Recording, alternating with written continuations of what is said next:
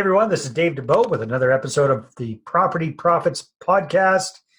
Today, my special guest is Ankur Puri. Ankur's got a very interesting backstory. Ankur is a relatively new Canadian. He came to Canada in 2010 to study, to go to university. That's where he started. And then he got the real estate bug and dove in feet first, not really knowing what the heck he was doing, but he took massive action without much of a safety net below him. And since then, he has done many transactions. He's done a ton of no money down deals, creative real estate investing, and he does that himself. Plus, he helps other people do those kind of deals as well. So, Ankur, welcome to the podcast. Glad to have you on. Thank you so much, Dave, for having me on your podcast. I really feel humbled and honored to be here. Thank you. Well, it's our pleasure to have you. So, Ankur, let people know a little bit about your story. You were telling me a bit of this about it off camera, but it's really interesting. So tell us a little bit about how you got started. Sure. So as I told you, I came to Canada in 2010. And my intention was to study and that kind of stuff. So I came here to do a 2-year course to be a chef. So professionally, I'm actually a chef. I can cook food, which is good news. And then I worked in a restaurant for a year as a manager, and that was in downtown Toronto as well. And I was not happy, obviously, with all the students that I had. With international students, as you know, we pay 3 to 4 times than what a regular student would. Wow. And then I also taking care of my rents, and I don't have a background, like I don't have parents or somebody here who can just take care of my expenses. So I had to do pretty much everything on my own. So that's how I started, basically working in a restaurant for a year.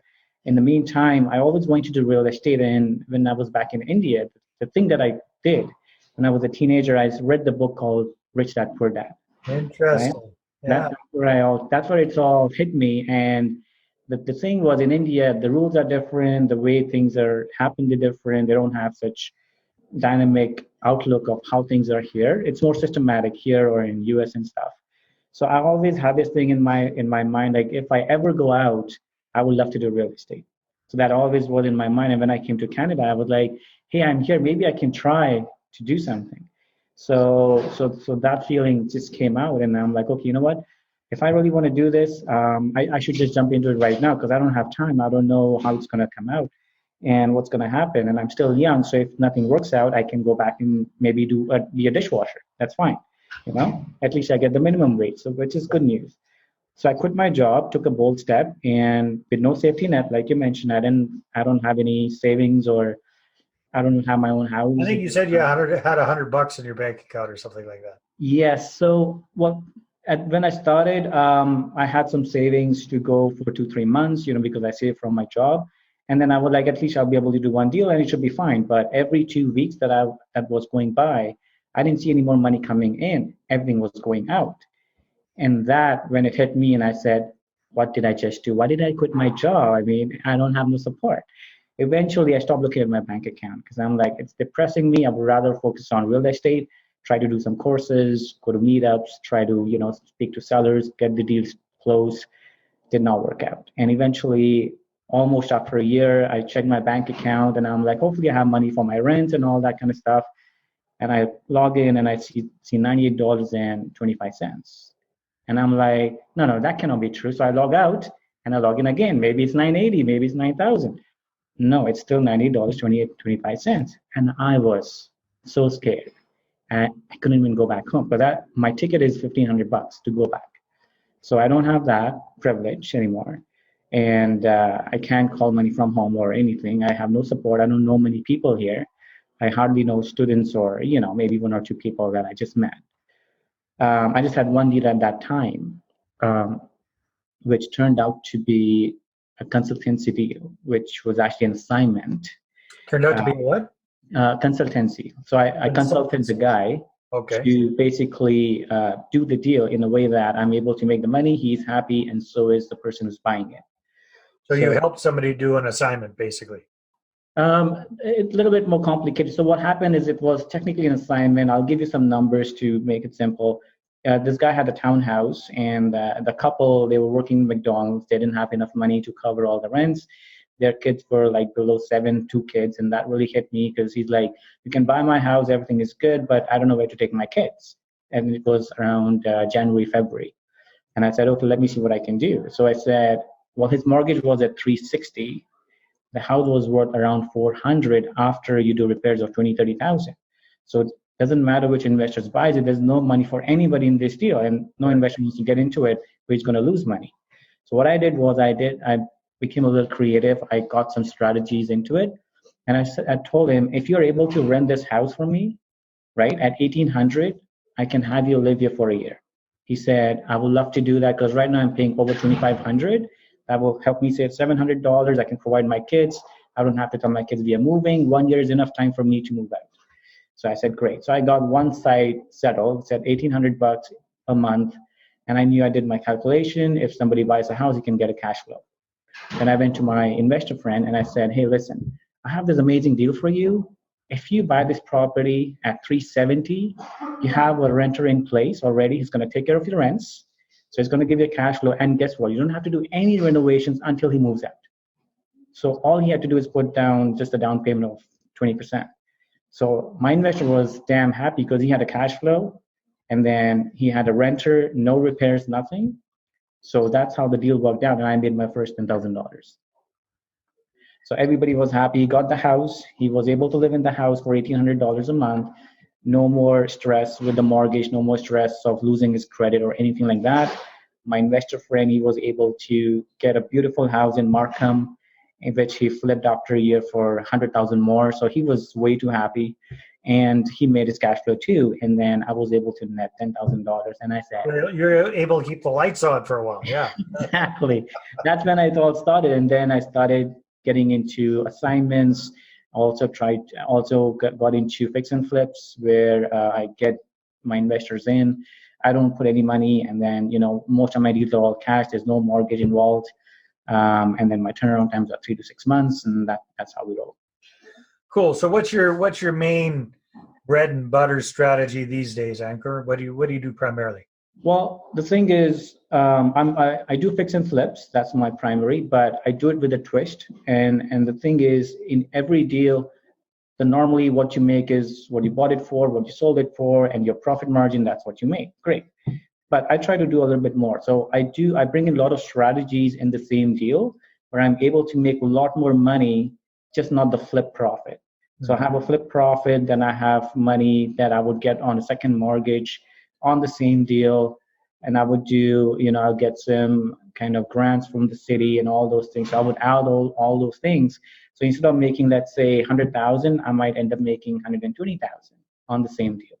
So that's how I actually roll in most of the deals. And then my mindset is pretty straightforward. If I'm not making at least 100 net, it's a waste of time for me. So I would not just bother to do it. If it's making 10, 20,000, I don't have the time. That's how I actually do all my deals. Very, very cool. So I think you were mentioning that you find most, if not all of your deals off market. Is that correct? That's right. 99.9% deals are all off market. So I have my own marketing going on. I got a lot of bird dogs as well. I got a lot of realtors sending me exclusive deals, stuff like that. So I have made my connections that way. And then there are also a lot of sellers who have already dealt with me. They they will refer me other people. They know the process is simple and all those things. And then I make sure that whatever they need, I'm able to give them. So I tell them, when I speak to any seller, I'll tell them, see, my company is based on only 2 principles. Number 1 is how I can help you. Number 2, can I make money helping you? Mm-hmm. Not, I want to make money off you, and can I help you? I tell them all the time. So I let them know I want to make sure that I'm able to help you. If I'm not able to help you, I don't think I'm going to buy a property, but maybe I can give you some advice that can help you to sell it to somebody else or still get out of the situation. That's what I normally do. Right. Even if I'm not buying it, it's okay. If I know something that can help the person, I'm all in. So Ankur, nowadays, I mean, especially in a hot market like Toronto, a lot of people have the misconception that there aren't any good deals and it's hard to find motivated sellers and blah, blah, blah. Obviously, that's not the case, or else you wouldn't be in business. Right? So what are some of the things that you find these days that are most effective for finding these motivated sellers. Can you give us a little peek at what your marketing machine looks like? Sure. Well, technically, see, doesn't matter what market, there are always people who are losing houses. And the only difference is in Canada, there's something called as privacy law, so you can't really know who's losing their house until somebody comes up and tells you, hey, Dave, I'm losing my house, please help me. You don't know if your neighbor is losing the house until he really tells you. It's just the way things work here. Yeah, like down in the States, you can find lists of these people. It's all public knowledge, yeah. In US, technically, I can sit here and I can just go on Zillow or something. I can see which one is red house, and I know this one is in foreclosure, how much he owes. Everything is on a click, but it's different here in Canada. So the difference is that now you have to reach out to them rather than you know your target audience.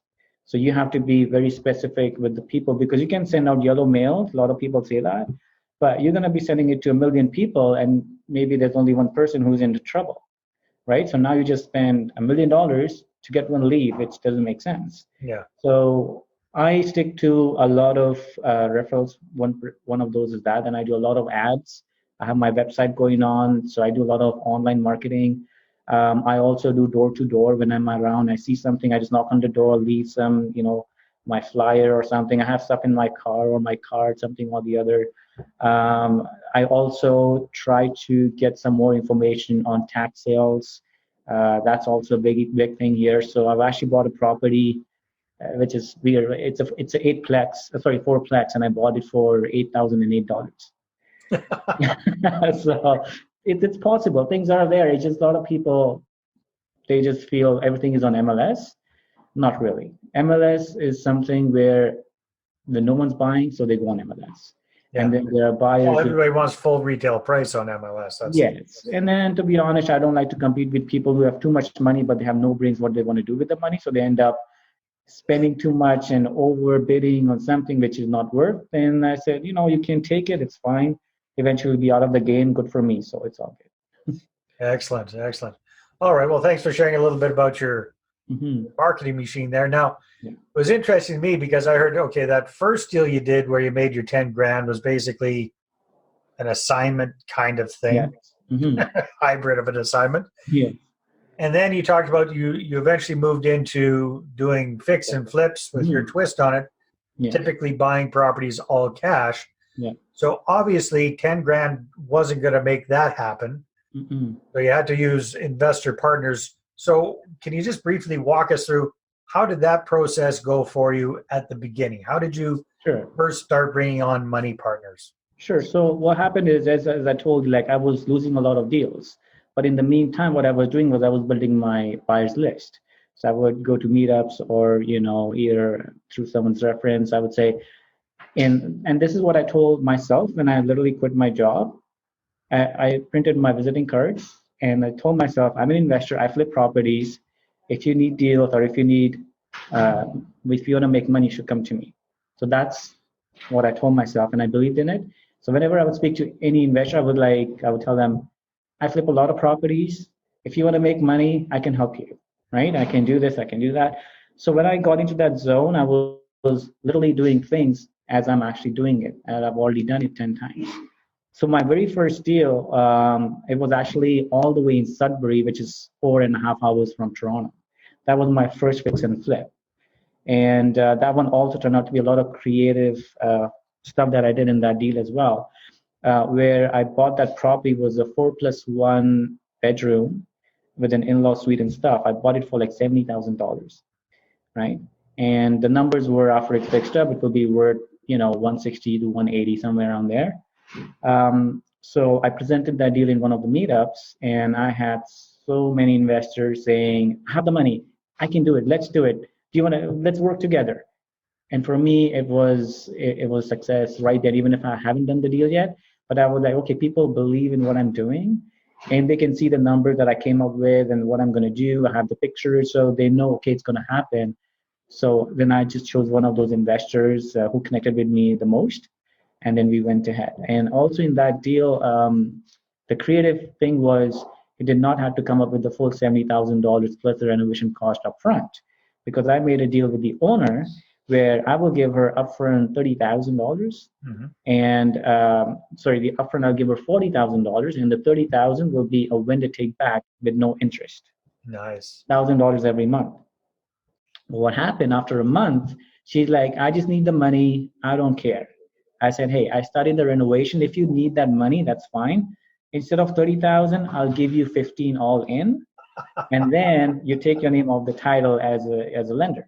So you got a discount on the note immediately. There you go. So instead of 70,000, I literally bought the property for 55. So that was a great deal that turned out where we made 15,000 from the back end, and then of course we sold it eventually, and then we made the money that we were thinking of. So that's how I made my first. So what I'm hearing, Ankur, is, as a new guy, you had you didn't have any money, but you had a lot of hustle.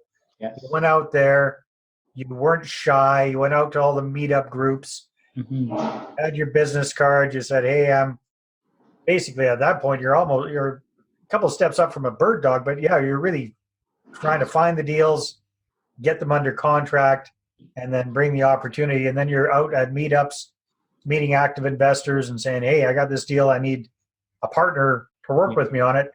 And that's how you generated the interest. Is that correct? Much. That's true, because for me, it was any deal that comes to me, I'm like, how can I make it happen? What is it that I can do where it can be beneficial, not just for me, for my investor, even for the seller? So I would always think from a perspective that it's not just I want to make money and I don't care about other people.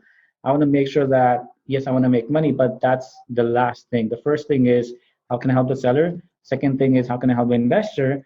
And am I still able to make money? Right? So somebody might listen and say, okay, well, that example there where you had the vendor take back financing, and she needed the money and then you got a discount. Aren't you ripping that lady off? Not really, because at the end of the day, what happened is she's the one who agreed. I just gave her an offer. I can give an offer of, say, hey, I buy your property for 10,000. If you agree to it, that's exactly is what the property's worth. See, the difference is that if you go and buy a table, you buy a chair and everything, there are certain prices. But there are two things. One is properties and the other thing is diamond. The only price is what someone's willing to pay. That's just the way it works. So if she's okay to, take the 15,000 and then leave the 15,000 on the table, I'm not going to say no. Mm-hmm. She could have come back and told me. You might, if she had to negotiate a little harder, you might. Yeah, she could have got more. Yeah. But I told her this is what I can do. She said, okay, then I don't need to say, oh, no, you should negotiate and take the 10,000 more from me. She needed cash now a lot more than more cash later. Because instead of waiting for 30 months to get that $1,000 every month, she's getting 15 up front, and she was happy with that. So exactly. No, you're preaching to the choir here, my friend. It's just some people really get their knickers in a knot about that stuff. Ankur, time flies when we're having fun, my friend. We'll have to have you back on the show again at some later time and dig into this a little bit more. Now, I know you offer coaching and mentoring and things like that. Yes. So just briefly, if people want to find out more about you, maybe get a hold of you, what can they do? Okay, so they can go on my website. It's called ankurpuri.com. I have everything set out there. What do I offer for mentoring, and what is it that they will get? And for me, I want to make sure that I'm able to help them. It's not about, how much they're going to be charged and everything. I want to see people successful, because I believe if I can do it, they can do it too. Some of my mentees have made tons of money, which is amazing. And I'm looking forward to help others as well. It's a 6-month course. So it's ankurpuri.com where they can go in. And I would also love to give a little gift to your audience, if that's okay. Sure. So on my website, I have a series of 8 videos, which are strategic mastermind videos that I use in my business day in, day out. So they can have free access to that, and also the deal analyzer that I use in my own business to analyze the deal to see if it's going to make money or not. And that's worth around 500 or so, but it's all free for your audience. So I would love them to go on it and hopefully help somebody who's ready to take action. Awesome, Ankur. Thank you very much. I appreciate it. Thank you, everybody. Thank you for tuning into this episode of the Property Profits Real Estate Podcast. See you next time. Thank you very much. Thank you very much for having me on your show. I appreciate it. Bye-bye. Well, thanks very much for checking out the Property Profits Podcast. And if you like what we're doing here, please head on over to iTunes, subscribe, rate us, and leave us a review. Be very, very much appreciated. And if you're looking to create a regular flow of inbound investor inquiries about your real estate deals, then I invite you to attend one of my upcoming live online demonstrations. And you can check that out at investorattractiondemo.com. Take care.